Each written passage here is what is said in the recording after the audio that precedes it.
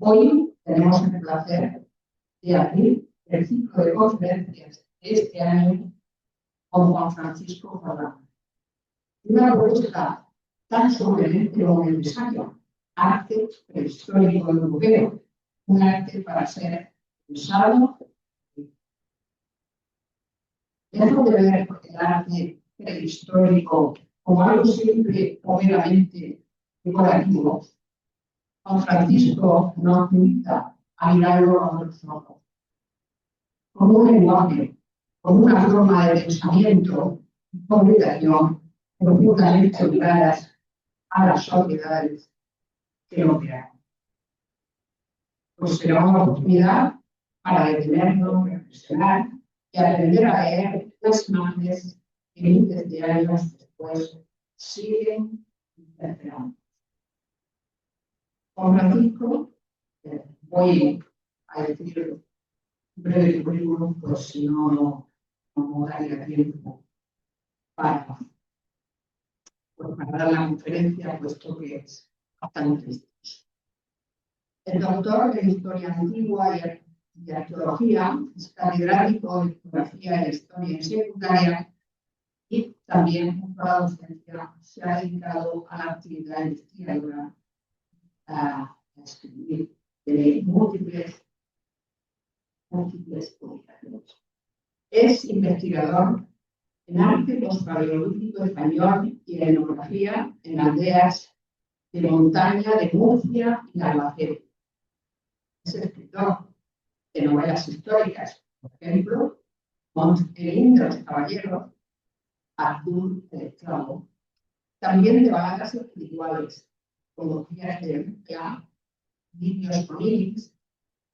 Dispone de unas 200 publicaciones en revistas especializadas y una veintena de libros sobre etnología, mentalidad y tradición en Yeste y Nertio, Sierra, Llanura y Río, oficios tradicionales, Sierra de Sevilla. Y sobre mística, tiene Ludens, la luz que juega, eres mi hermano. Por tanto, es un verdadero privilegio contar con su conocimiento y su capacidad divulgativa para inaugurar este año de conferencia. Esperamos que disfrutéis pues, con nuestro conferenciante, con su conocimiento y también deseamos con nosotros que se disfrute, puesto que poder ofrecerla es para nosotros, la verdad, pues una gran ayuda. Juan Francisco tiene la palabra. Gracias, Magdalena. Muchísimas gracias por vuestra compañía. Entiendo que no es una simple presencia, sino algo realmente entrañable. Y gracias también a la Asociación de Amigos de los Castillos por la invitación para participar en este coloquio. Lo que vamos a ver hoy son las aproximadamente 8, 9 o 10 teorías que intentan explicar la génesis y el significado del arte paleolítico.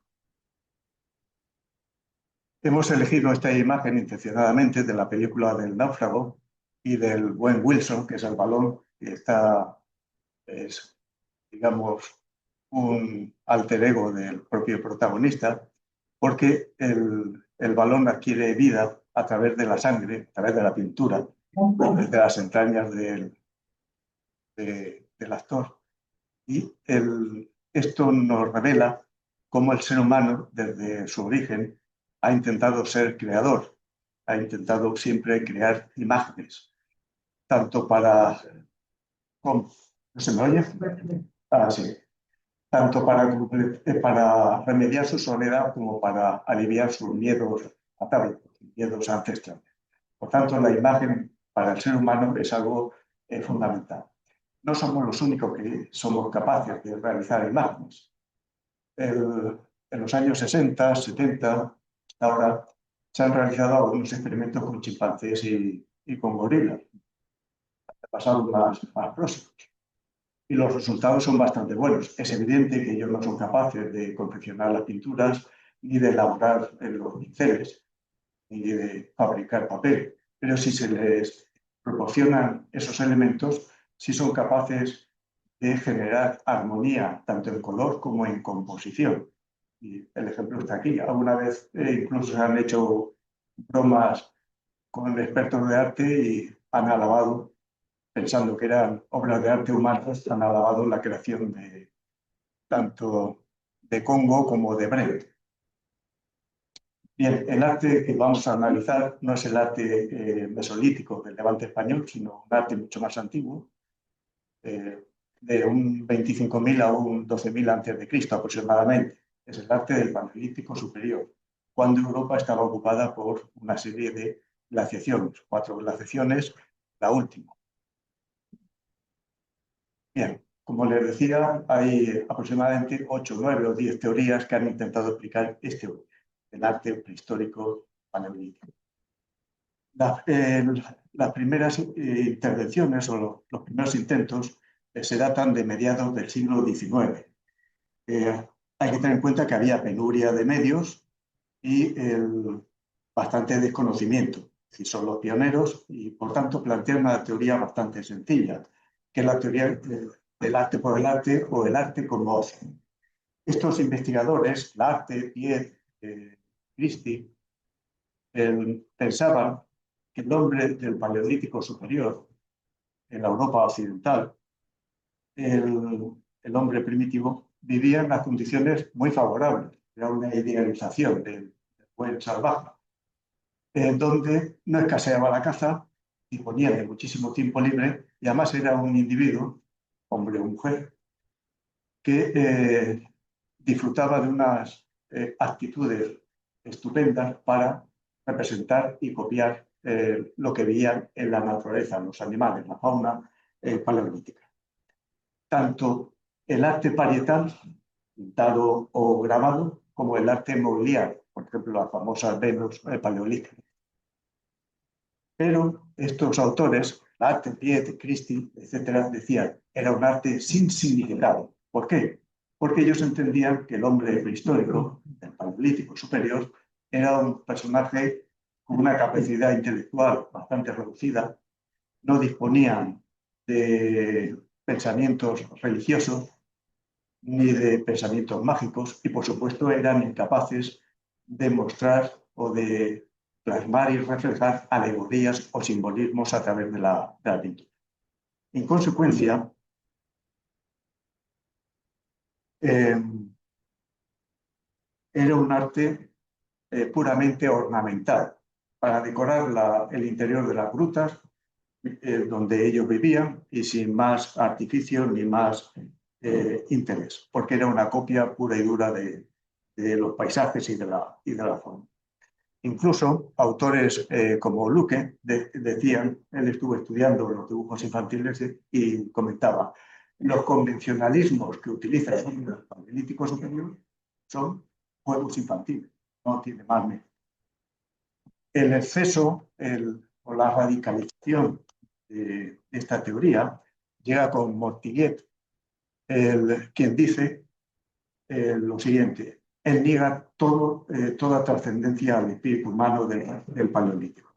Y él dice, sospecho que estas pinturas del Paleolítico, atribuidas al Paleolítico, en realidad son pinturas históricas, hechas por soldados de Napoleón Bonaparte, por algunos invasores de la época medieval en España. Se refería a lo que se había descubierto en Altamira en 1879 y no tiene más mérito. Además, Mortillet pensaba, la evolución es siempre lineal y en paralelo. Es decir,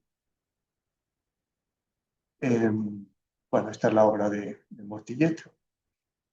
Evolución lineal y en paralelo. ¿Qué quiere decir? Que todo avance del ser humano, de nuestra especie, ha ido de lo peor a lo mejor, de lo más primitivo a lo más evolucionado. En consecuencia, no podía ser que una industria energética tan aparentemente primitiva como una industria solutense, es muy difícil hacer unas hojas solutenses, requiere una habilidad especial. Esa industria lítica en piedra, siles, no puede ser al mismo tiempo que unos bisontes tan bien realizados, tan bien pintados como los que hay en Altamira. Es cierto que Montillet estuvo influido por el evolucionismo de Darwin, de Wallace, que llegan a la misma conclusión, o que Huxley. Bueno, pero a esta teoría del arte como ocio, enseguida se empiezan a plantear una serie de objeciones o de contradicciones.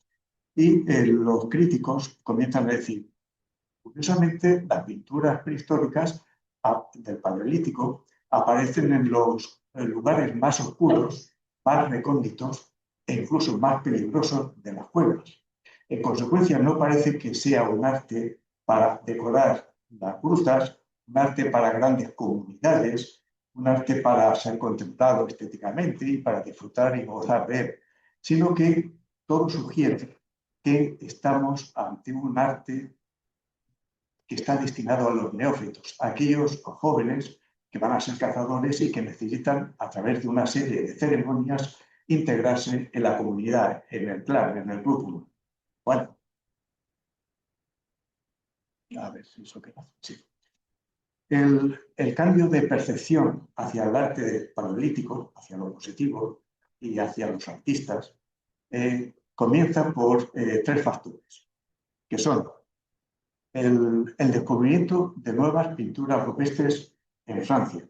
Hay que tener en cuenta que el primer descubrimiento que se hace del arte paleolítico en Europa es en España. En ese momento, a finales del siglo XIX, no era una potencia intelectual ni científica y, por tanto, todo lo que se descubriera aquí pues carecía de mérito y estaba bajo sospecha. Entonces, de hecho, hay una película muy bonita que se hizo sobre don Marcelino de Sautuola, española, pero está muy bien hecha y es Antonio Banderas, me parece. Si no la han visto, les recomiendo que la vean. Entonces, ahí viene todo el problema que tuvo el descrédito europeo, la burla que se le hacía. Pero cuando aparecen nuevas pinturas en la Cueva del Castillo, al lado de Altamira, en 1903, o en Nyon, en 1906, y en Francia, o en Lascaux, en 1940, se observa que el arte paleolítico ya es un fenómeno europeo, y aparte lo han encontrado los franceses. En consecuencia, es digno de ser tenido en cuenta.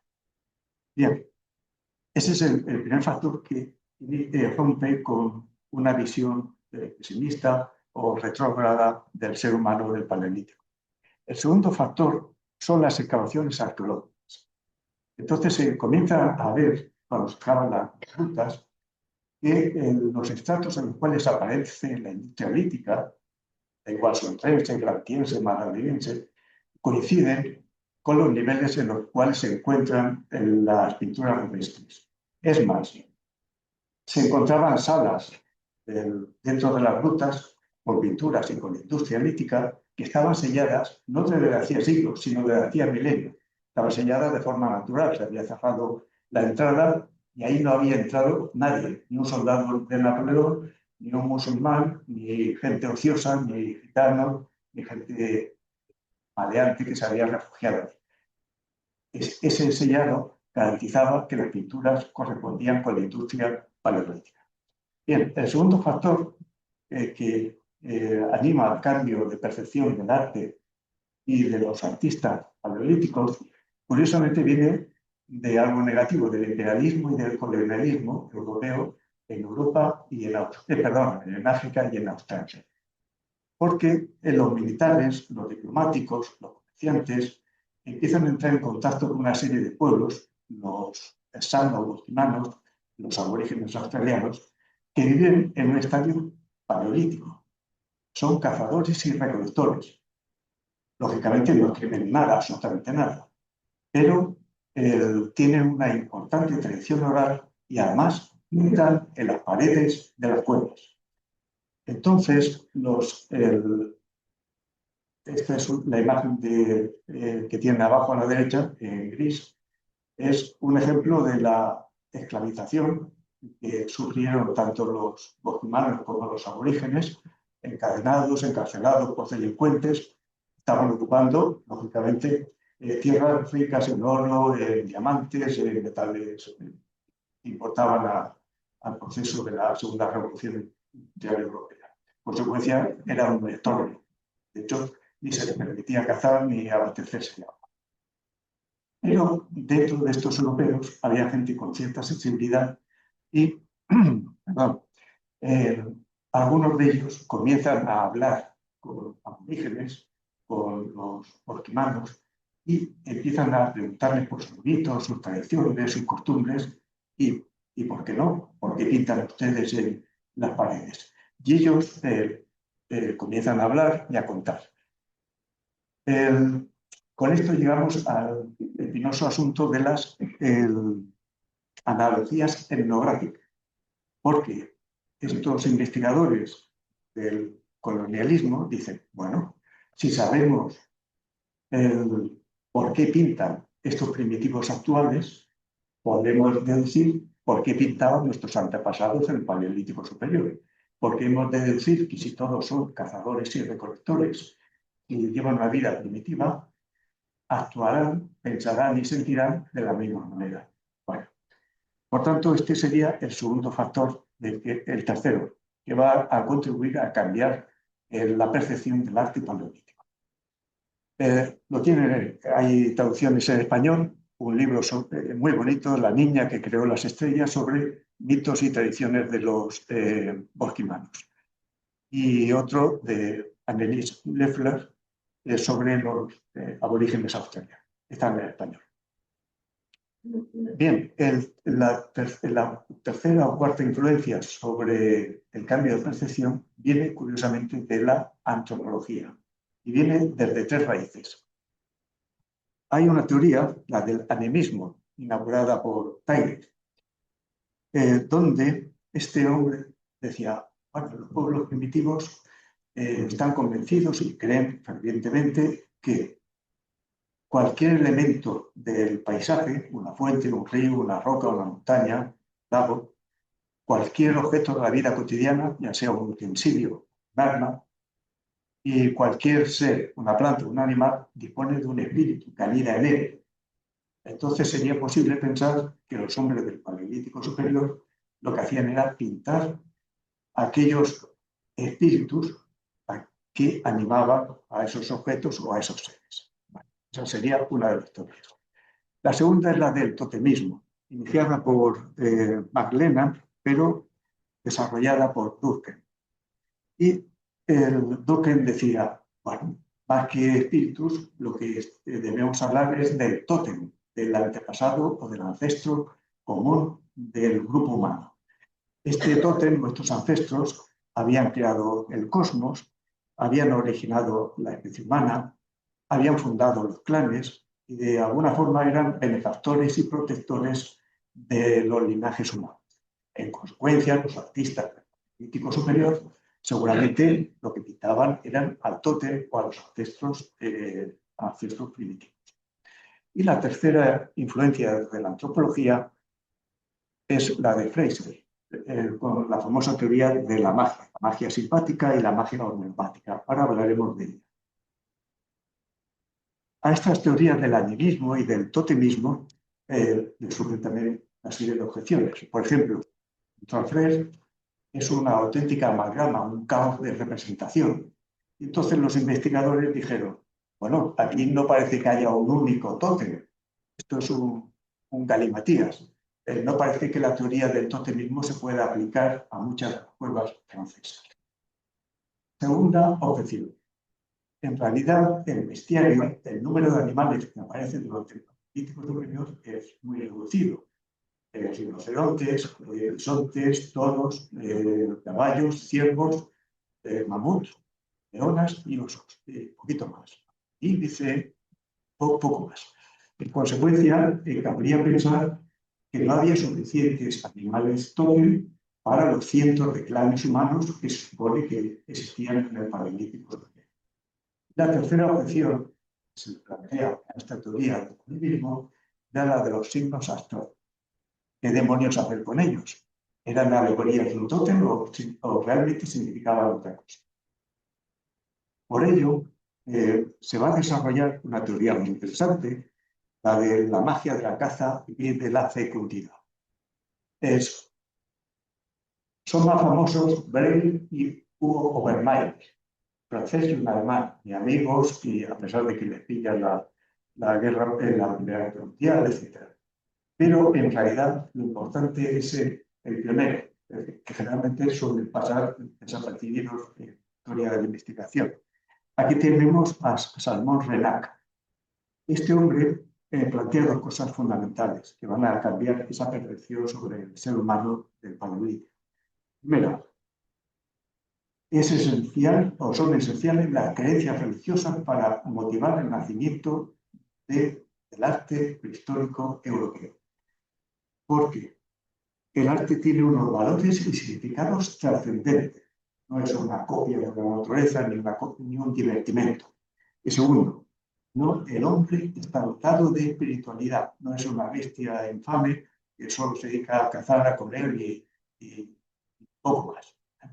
Bueno, pues esta aportación de Renac es elemental para que luego Breil y Hugo Obermaier desarrollen la teoría de la magia y de la caza. Entonces ellos dicen, existió una magia de la fecundidad, basándose en la obra que hemos visto de Fraser.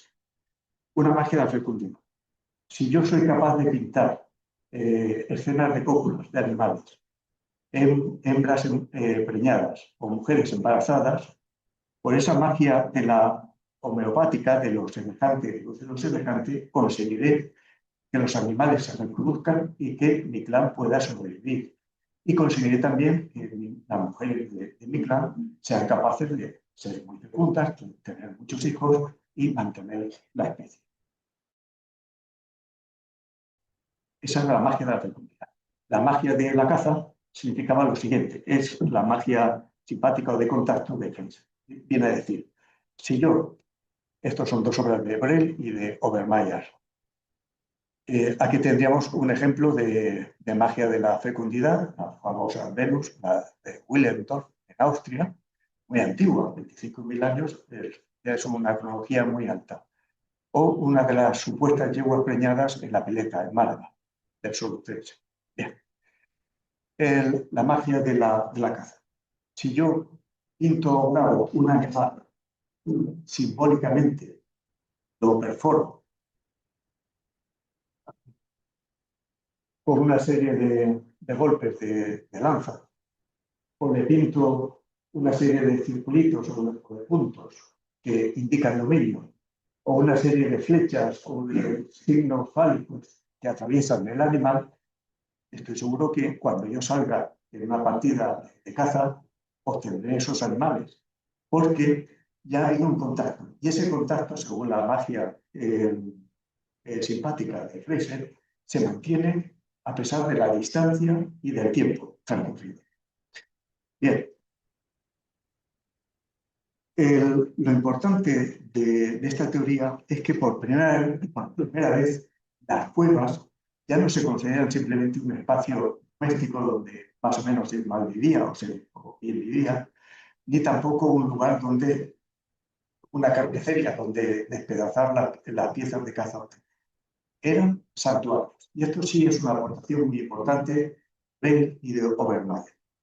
Santuarios donde se impetraban, es decir, se adoraban a los dioses, donde se veneraban a los antepasados, a Tótem, donde se realizaban ceremonias de iniciación de jóvenes neófitos, donde se hacían ritos mágicos para aprender la caza o incluso para protegerse contra los leones y osos, etc.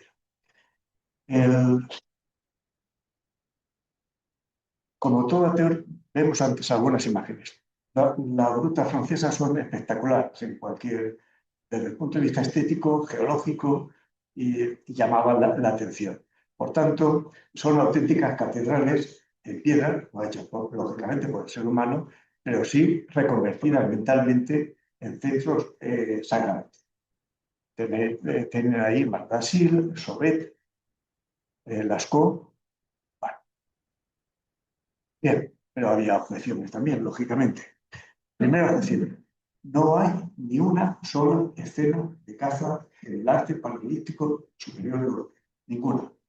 Y los animales heridos estadísticamente solo alcanzan el 4%.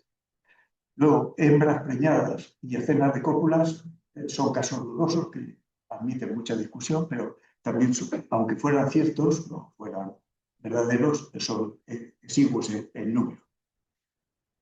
Y había otra cuestión que planteaba la propia arqueología.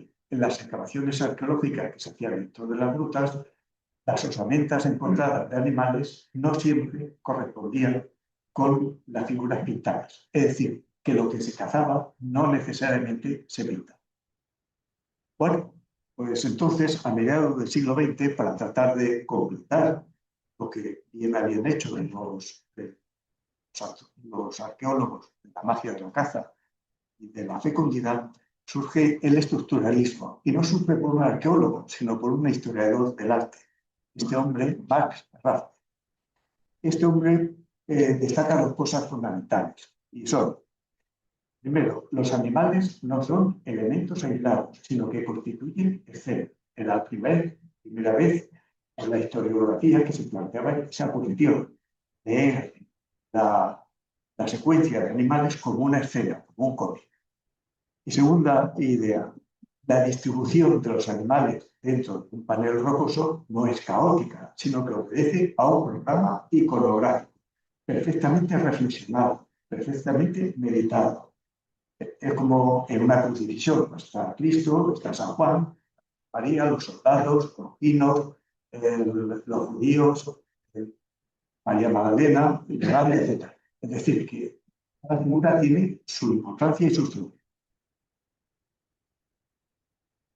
Bien, inspirado por Max Rafael, aparece y este investigador, Levi Strauss, aparece una joven, en la foto no está joven, pero aparece una joven que hace una tesis doctoral muy interesante, la Man Arpebel, una joven que va a provocar una auténtica revolución en la investigación del arte paleolítico superior en Europa.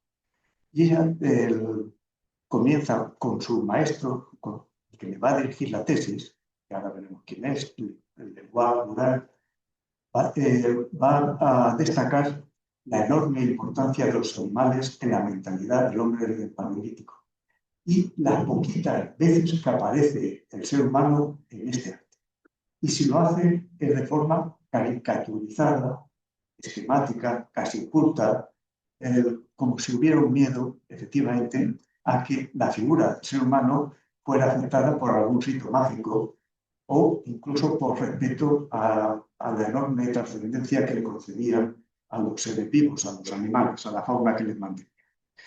La segunda aportación importante de la Man Arpebel es la importancia de las manos y de los signos abstractos, que hasta ese momento pues, se consideraban casi como un arte secundario dentro del Paleolítico superior.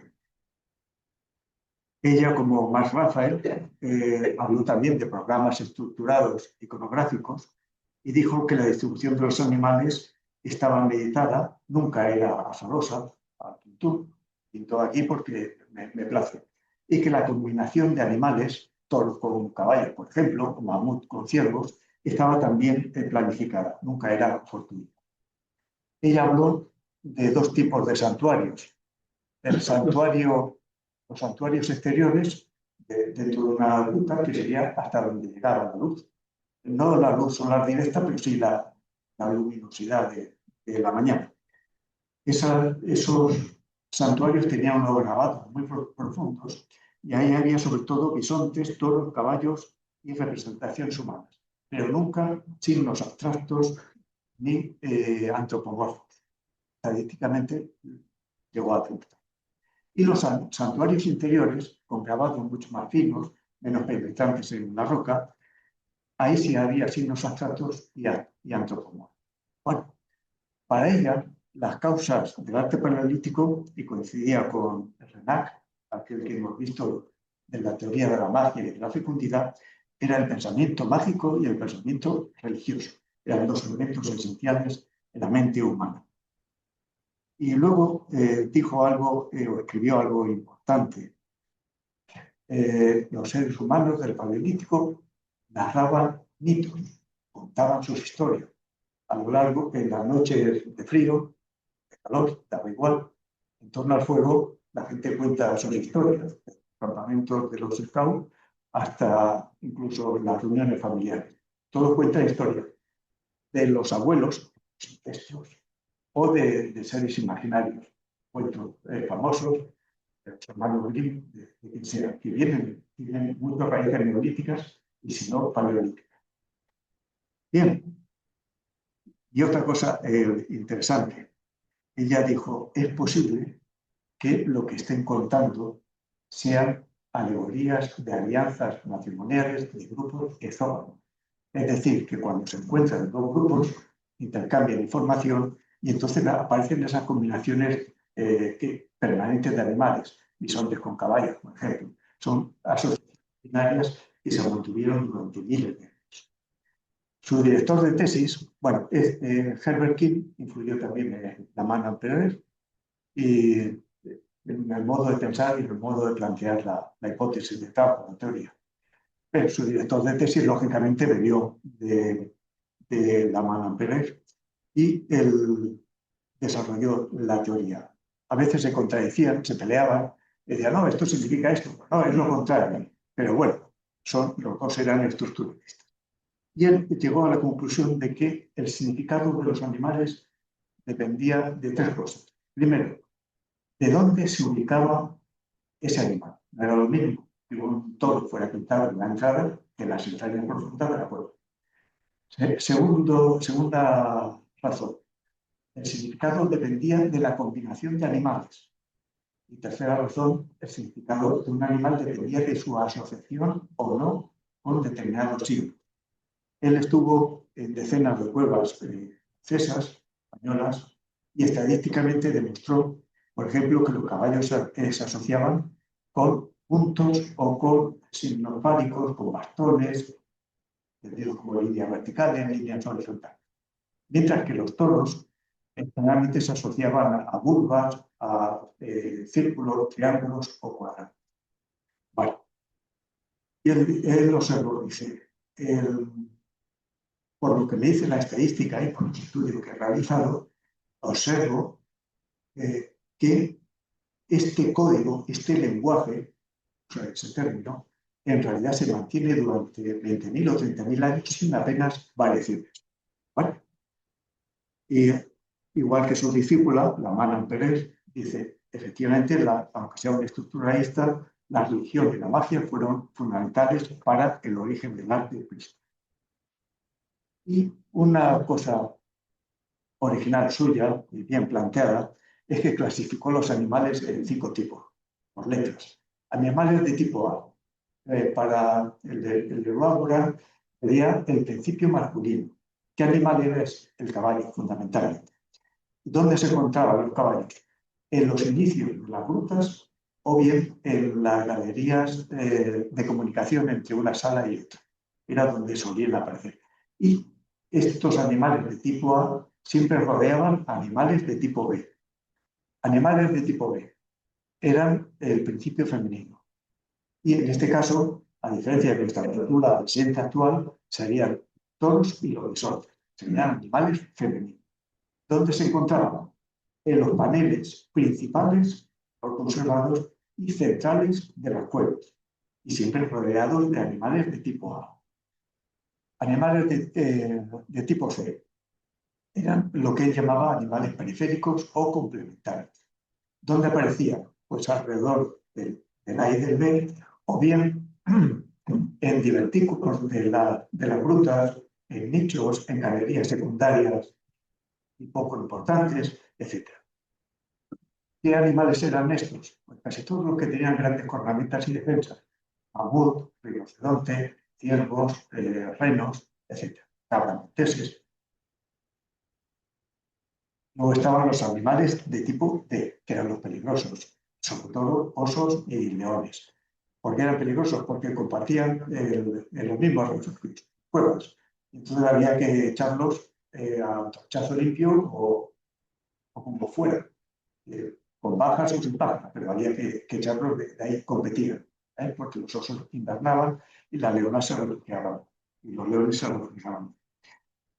Y lo que observó el Guagural es que tanto leonas como osos en ocasiones estaban en los sitios más profundos e incluso había que atravesar un chicón de agua, es decir, sumergirse, bucear sin respirar, lógicamente, 2, 3, 4, 5 metros y salir al otro lado.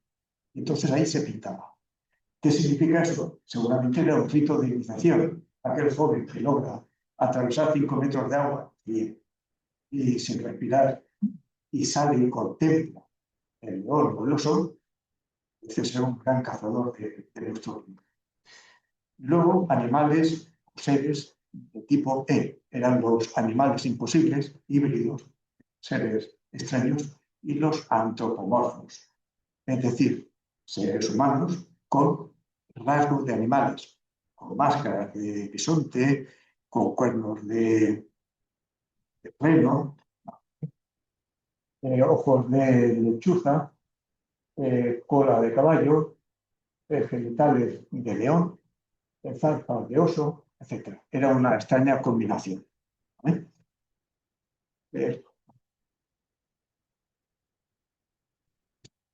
Todo bien.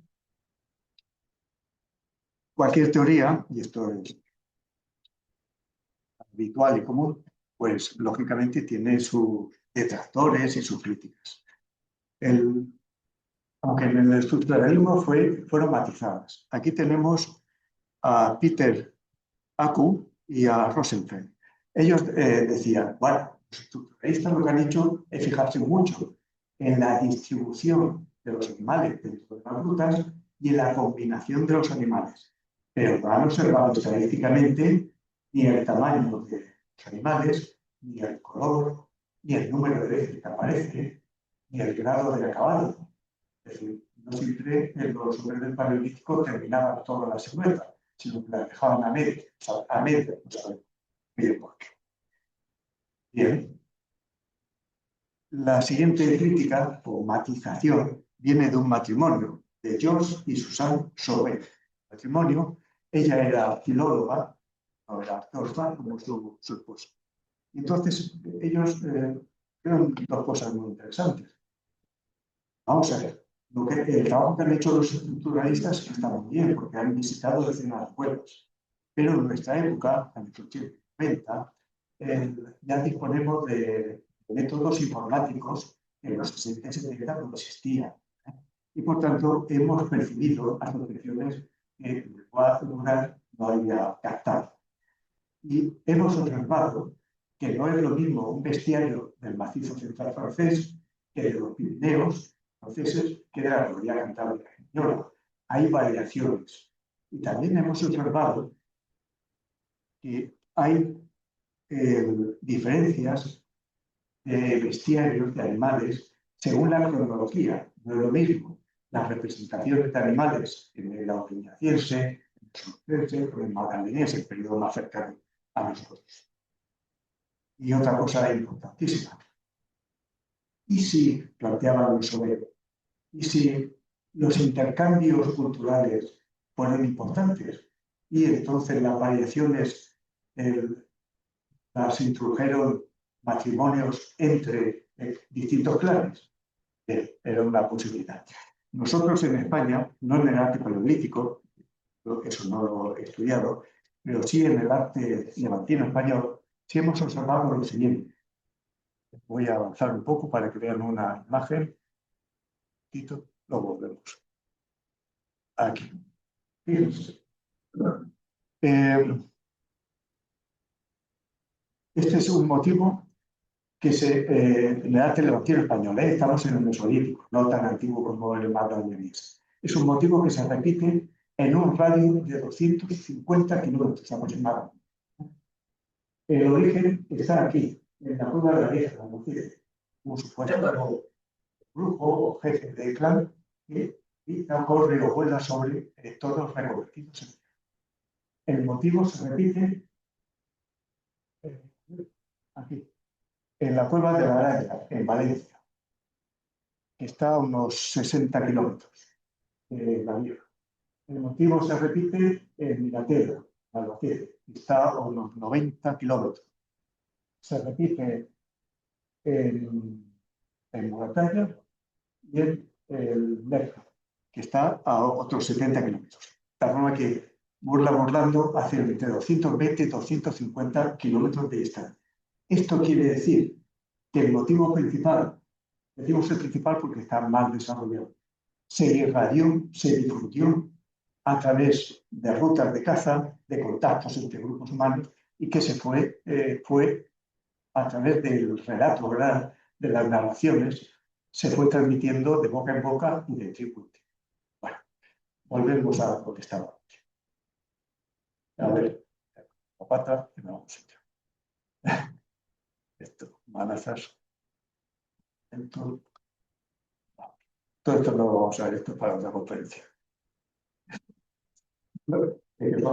Es un disparate de político.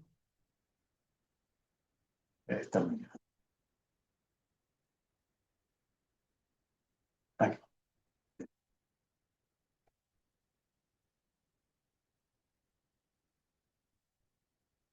Aquí. Bien.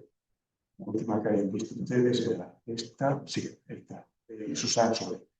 Bien, la crítica al estructuralismo vino también de Livia Lu, radical. Él vino a decir, traduzco literalmente, dice, cada caverna constituye un microcosmo diferente construido de manera original.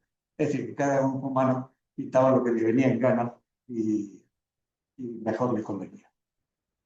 Este de Livia Lu. Bien, esto puede ser, sí, y además tenemos un ejemplo también muy bonito en Albacete. Son dos conjuntos de arte mesolíticos separados por 15 kilómetros, se ve prácticamente. El gris es las Bojadillas y el de color es Solana de las Covachas. Y van a observar en 15 kilómetros las enormes diferencias que había. Y es decir, que cada grupo humano realmente tenía su cosmovisión, su programa iconográfico. En las Bojadillas hay toros enfrentados, en Solana de las Covachas no aparece. En las Bojadillas hay toros reconvertidos en ciervos. En Solana de las Covachas no hay ese tema. En Bojadillas, ciervas con patas de ave y cola de toro. Es un charraco. En Solana de las Covachas no existe. Es un ciervo que tutela, rampante, grande, que tutela a un antropomorfo, a un humano. Solana de las Covachas no. Y hombres que nadan o que vuelan, aparentemente en horizontal. En Solana de las Covachas no existe. En cambio, en Solana de las Covachas son las mujeres las que mandan, porque son las que tocan a los ciervos. ¿Por qué tocan a los ciervos? Para impregnarse de su fecundidad. El ciervo es el animal que pierde las cornamentas, las cuernas, y las recupera lentamente. Pues ellas igual. Es decir, yo recupero mi fecundidad, recupero la vida, recupero lo que haga falta. En Solana de las Covachas hay ciervas de vientre vaciado. En la ecología decimos eso cuando no, se pinta una cierva, pero su vientre, donde hay un cervatillo pequeño, se supone que está embarazada. En las Bojadillas no existe eso. Y en Solana de las Covachas predominan las mujeres, los hombres en las Bojadillas. Es decir, fueron dos comunidades, quizás con tecnología distinta, pero con una mentalidad completamente disparatadamente diferente. De cada uno pensaba lo que quería y pintaba lo que quería. Bien, vamos a una teoría que ha provocado la teoría neuropsicológica o del chamanismo, una teoría que ha provocado unas discusiones que han llegado hasta el insulto personal. Como siempre, los precursores pasan desapercibidos. El precursor es el tal Kirchner, en 1952. Y él dijo, Longman, 10 años después, los 60. Kirchner vio un grabado de 1705 de un chamán de Siberia y dijo, caramba, esto se parece enormemente al chamán, al brujo de Troafré. Pues ya está. Los hombres que pintaban el arte paleolítico superior eran chamanes. Bien, aquí tenemos un chamán. Vamos a definir primero qué es un chamán. Un chamán es un curandero, un sanador. Pero es también actúa un poco de psicólogo, con todo respeto para la profesión de psicólogo. Porque el chamán transmite la voluntad de los dioses hacia los seres humanos, pero también las impetraciones, las oraciones, las plegarias de los hombres hacia las divinidades. El chamán incluso es capaz de recuperar las almas de los enfermos. Bueno, el tío piensa que que el alma se le ha escapado. Y es capaz de predecir el clima, la fecundidad, las lluvias, el éxito de la caza. Pero también sufre estados alterados de conciencia. ¿Cómo se consigue ese estado alterado de conciencia?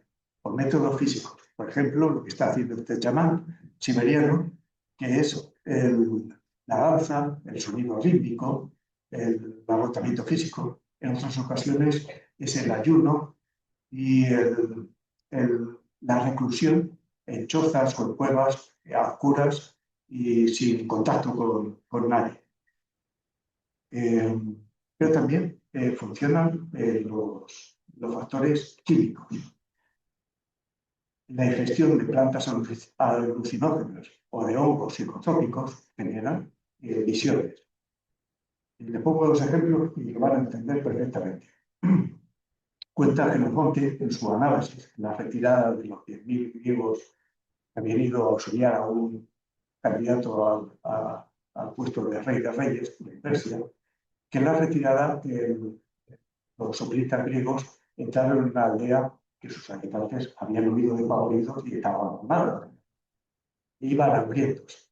Y lo que vieron es que aquellos aldeanos tenían un montón de tinajas con miel. Bueno, si no hay otra cosa, pues a comer miel. Bueno, cuenta Jenofonte que durante varios días todos los soldados que habían ingerido miel anduvieron como borrachos, medio dormidos y ebrios por la aldea sin cocinar ni nada. Dice Jenofonte, los que habían comido poca miel, el efecto les duró un día, pero los que habían comido muchas, 3 o 4 días.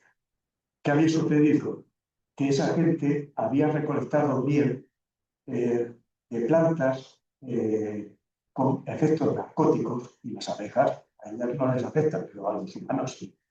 Y hay un ejemplo más trágico, que es 2 o 3 cohortes de Pompeyo fueron literalmente aniquiladas por los persas, porque los persas sí sabían que esa miel era tóxica, y entonces intencionadamente en la ruta de los romanos, de los invasores romanos, dejaron tinajas de miel tóxica. Los romanos se la comieron, quedaron absolutamente incapacitados para defenderse y 900 hombres murieron aniquilados por los persas de una forma bastante sencilla. Bien, estos son los efectos químicos de algunas plantas y de hongos. De hecho, un compañero mío, José Alfredo González Central, haya realizado un estudio sobre hongos alucinógenos en la arte rupestre de Martín. Trabajo interesante. Bien, entonces, los chamanes se suponía que una vez que han entrado en trance, en éxtasis, tienen una serie de visiones y ven a los dioses, a los antepasados, al tótem, a lo que haga falta. Y cuando recuperan su cordura, es lo que pintan. La teoría ha sido desarrollada recientemente, desde los años 90, por un sudafricano, este hombre, Louis Williams, y por un francés, son muy amigos, Jean-Claude. Bueno, ellos dicen, los animales, según esta teoría, el arte está hecho por los chamanes, eso no cabe ninguna duda, los animales son hierofanías de los dioses, es decir, manifestación expresa de los dioses. Son emisarios de la voluntad de las divinidades. Y son, en antropología decimos, psicopómpos, es decir, animales guía del chamán. Es el que hemos visto como ahí había un personaje que iba sobre torso o sobre el cielo, gritando, volando, corriendo. Es un animal vehicular del chamán. Y las cuevas son sedes de seres sobrenaturales, de tal forma que las paredes de las cuevas no son de roca, son membranas. Y a través de las membranas, los animales vienen y visitan animales enviados por los dioses, y el chamán accede al más allá a través de esa membrana. Eso era un poco la teoría del chamanismo. El libro está traducido al español, ¿eh? Lógicamente, esta teoría se basó en los trabajos de Mircea Eliade, un gran antropólogo rumano, está traducido al español, y de una francesa, Robert Amayón, de la caza del alma. Ella trabajó personalmente con chamanes de Siberia. Su trabajo es muy superior en ese sentido al de Mircea Eliade, aunque los dos son excepciones. En España la teoría del chamanismo ha sido mantenida por Ramón Viñas Valverdú, un catalán, y por el que les habla. Bien, aquí tenemos el supuesto chamán, pero ya del arte levantino. Lleva unas plumas, lo cual nos está indicando que es un personaje que se eleva sobre sí mismo. ¿No? Son plumas de águila o lo que ustedes quieran, pero de ave. Y lleva las flechas del arco en una posición ritual. No está cazando, ni está persiguiendo nada, ni está combatiendo a otro clan. Está en una ceremonia religiosa. Y está usando animales guía, toros reconvertidos en ciervo, es decir, dos animales en uno, porque es un chamán muy poderoso. No tiene un animal guía solo, no, tiene dos. Y además, dos con poderes genésicos. Vale, pasamos. La teoría del chamanismo ha sido seguida en Australia por Altman y en Sudáfrica por Dawson. Pero ha sido sumamente criticada, llegando incluso a veces hasta el insulto personal por Paul Mann, que ha sido más duro, llega a comparar la teoría del chamanismo como que hay marcianos en Marte, y Alfred Mucciolini. Bueno, y ellos vienen a decir, miren, esta teoría del chamanismo es una ocurrencia, porque el chamanismo no es un fenómeno universal, no puede explicar todo el arte histórico. Y las alucinaciones no son propias únicamente del chamanismo. En religión hay éxtasis o alucinaciones. Y además ustedes, se refería a Claude y a Williams, ustedes han abusado del comparativismo etnográfico. Eso no tiene sentido. Les cuento una historia real. Un conservador de la cueva de Lascaux, conservador francés, está publicado en un libro científico, es decir, que no es ni analizado por médicos. Tuvo una alucinación. Este conservador, Sorrenet, yo recuerdo que se llamaba, logró que se cerrara Lascaux porque eran millones de turistas franceses que iban todos los años a visitar Lascaux. Y él había observado en los años 60, al principio, que habían aparecido algas y hongos en las pinturas prehistóricas, y era un peligro. Entonces, convenció al ministro de Educación, el equivalente al ministro de Educación francés, a Barbour, para que cerrara la cueva de Lascaux. Y se hizo, y se cerró. Y eso fue pasar científico. Hay reproducciones, con Altamira, Lascaux 1, 2, 3, 4. El turista puede ir y ver una reproducción real. Bien, pues este conservador, lo cuenta en sus diarios, están recogidos en trabajos científicos, tuvo una visión dentro de la cueva de Lascaux. No porque él dice, yo no me he drogado, ni he bebido vino, ni he ido borracho nunca, pero es posible que los gases acumulados dentro de la cueva sí le afectaran. CO2 que hubiera dentro. Entonces él cuenta cómo se le aparece el chamán que hemos visto antes por las astas de Reno y mantiene un diálogo con él. Y él trata de convencer al chamán. El chamán se había puesto delante de él, tiene una alucinación auditiva y otra visual. El chamán se había puesto delante de él y no le dejaba salir de la cueva. Dice, déjeme usted salir porque yo le prometo que voy a cerrar la cueva, no va a pasar nadie, conmigo está segura su herencia. Entonces, después de ese monólogo que mantiene con el fantasma que ve, el fantasma desaparece y sale de la cueva. Digo, está publicado en un libro científico, que no es una revista esotérica. Bien, en estas circunstancias aparece una nueva tendencia, que es la de la mitología, muy interesante, y la lleva a cabo un francés, Jean-Louis Leclerc. Y él dice, miren, no hace falta un chamán para pintar los motivos del Paleolítico. Él ha estado trabajando en el arte del Sáhara, cuando el Sáhara era un vergel, era una sabana. con sus elefantes, sus jirafas, sus antílopes, rinocerontes, etc. Y había unos lagos inmensos. Bien. Entonces él dice, no, simplemente cualquier artista, cualquier persona del grupo de cazadores dotado desde el punto de vista mental puede hacer la función.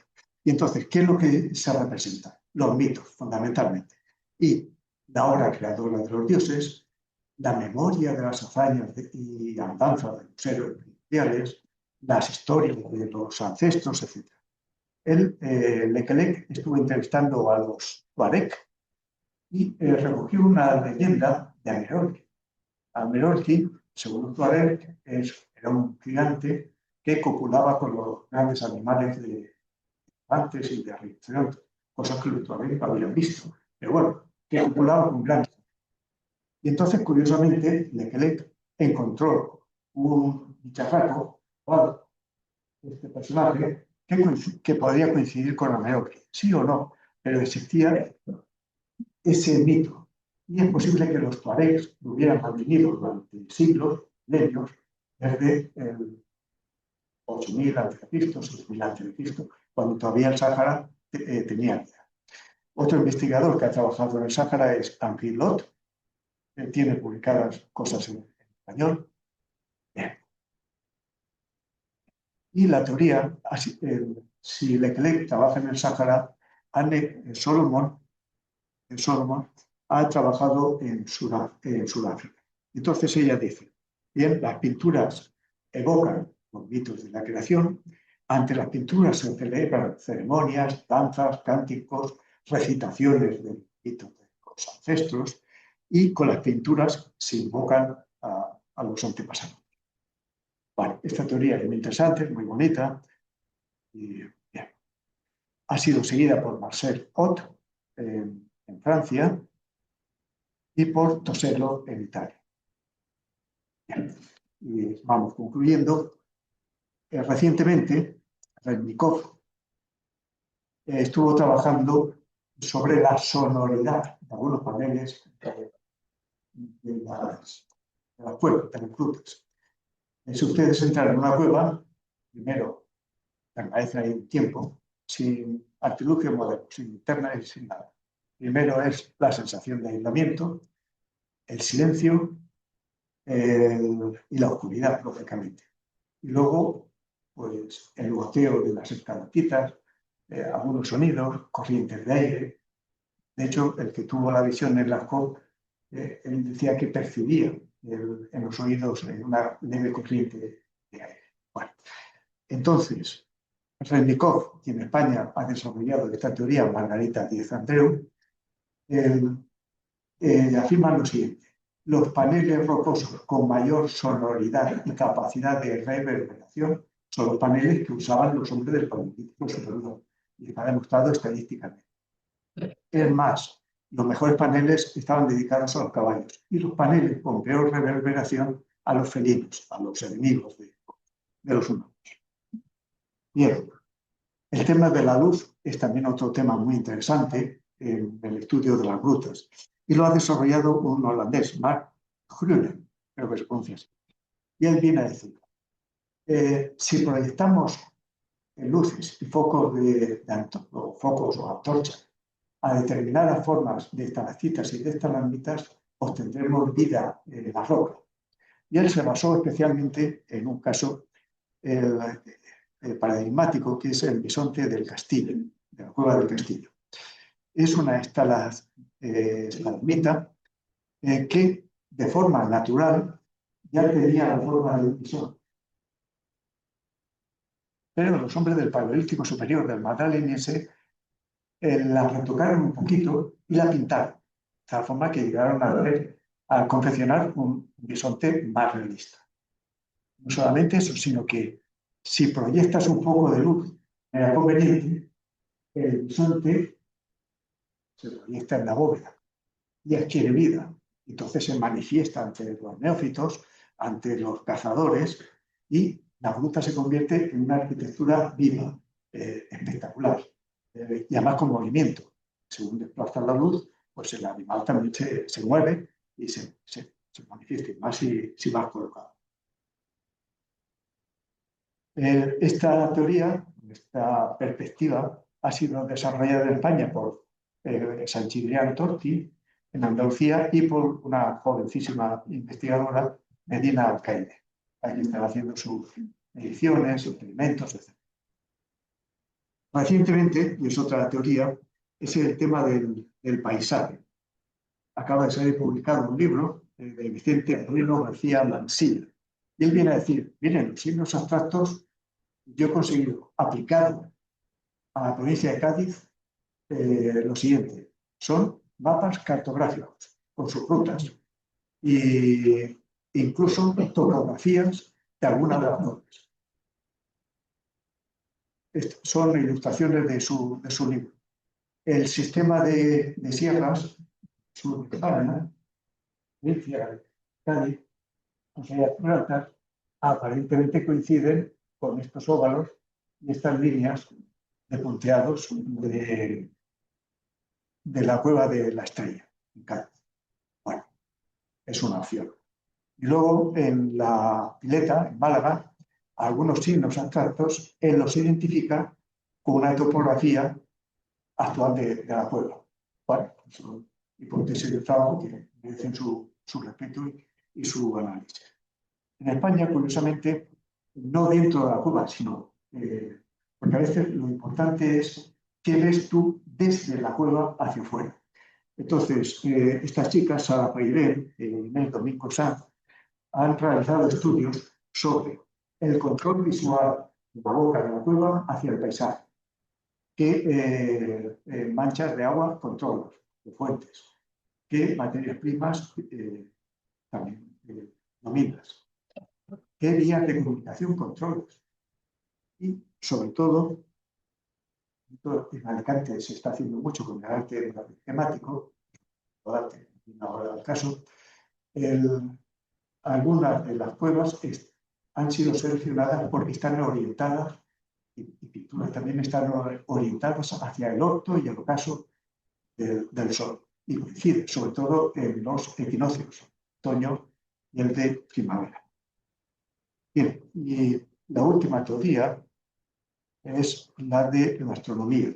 Ha sido muy denostada, sobre todo también por los profesionales, por los astrónomos, y la inició una alemana en los años 50, Marie Kenning, y ella venía a decir, los signos abstractos en realidad son fases de la luna y pueden representar también cuerpos celestes.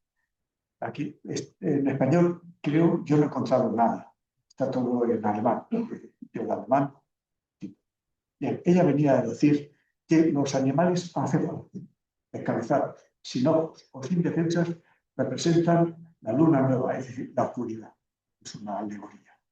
En cambio, algunas combinaciones de animales, el toro con sus astas y caballo, representarían tres fases de la luna. El toro de su izquierda sería el cuarto menguante, el toro de su derecha, el cuarto creciente, y el caballo, la luna llena, el esplendor. Bueno, son hipótesis de trabajo y en lo que esta arqueóloga e historiadora de las religiones plantea. Consecuencia,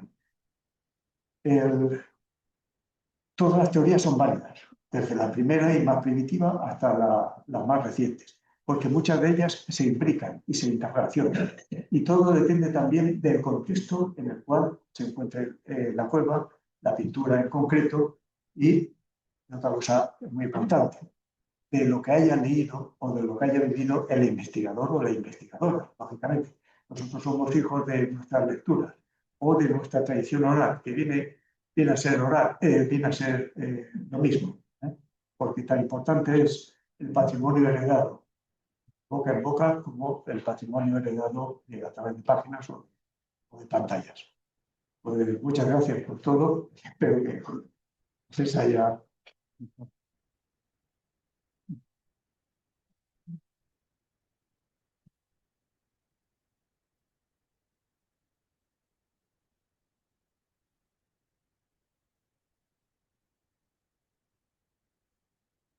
Si quieren preguntar algo, algo.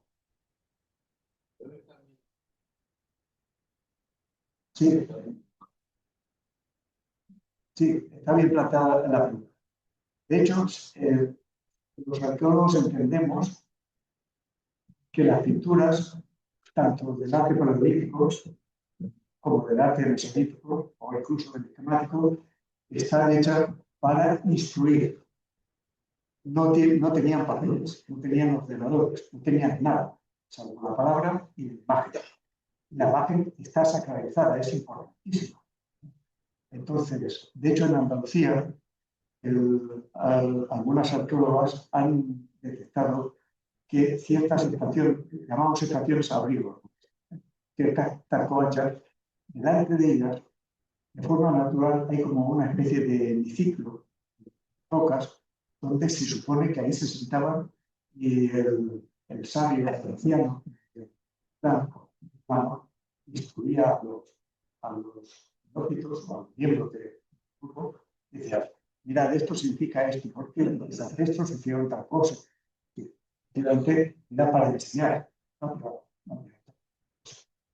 La parte didáctica, la parte de mostrar la herencia, lo único que nos queda, al final es esencial. Dime.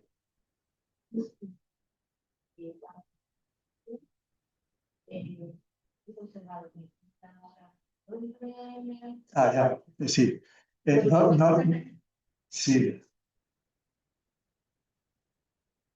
sí, no lo sabemos. Bueno, actualmente. Sí, sí, sí. Actualmente generalmente pintan los hombres. Además hay casos. No, niños no, nunca. Niños no. Niños no porque no están iniciados, no saben la herencia patrimonial.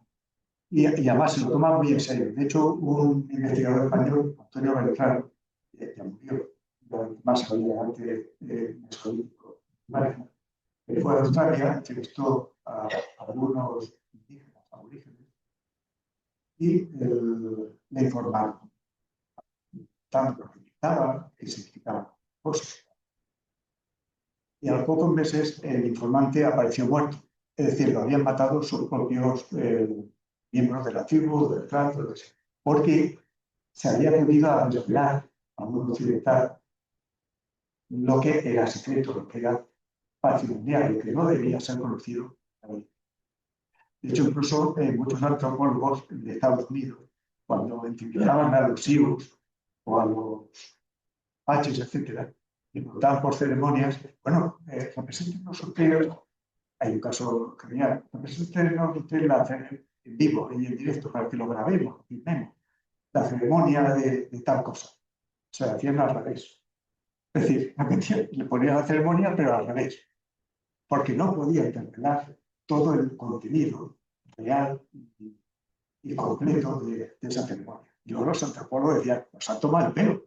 Claro que sí, porque tú no tienes que conocer eso. Sí. ¿Cómo han deducido mayoritariamente los hombres? No, nosotros no lo sabemos. Si fueron hombres o fueron mujeres. Por eso en las publicaciones recientes aparecen mujeres pintando. Pero vamos, no lo sabemos. Sea quien sea, era gente muy bien dotada intelectualmente. Miguel Ángel no tendría, o ellos no tendrían que envidiar nada a Miguel Ángel o a agricultor Benigno, por ejemplo. Sí, sí, eso sí, son los hombres los que lo hacen, sí, sí. Y a veces también a Antonio Beltrán también hay situaciones jocosas, porque una vez, cuando estuvo en Australia, vio como uno de estos artistas pintaba una mano entre dos peces. Y Juan Antonio Beltrán decía, bueno, usted ha pintado ahí la mano porque el pez significa tal y la mano tal. Y el otro se queda mirando y dice, no, es que había un hueco y lo he bañado con la mano. Es que a veces nosotros nos calentamos la cabeza inútilmente, ya saben ellos por qué demonios lo hacían. Bueno, pues, si no hay más preguntas, por la conferencia, muchas gracias por vuestra asistencia. Y gracias, Juan Francisco, por Un placer, qué va. Gracias a ellos. llevarnos a ver que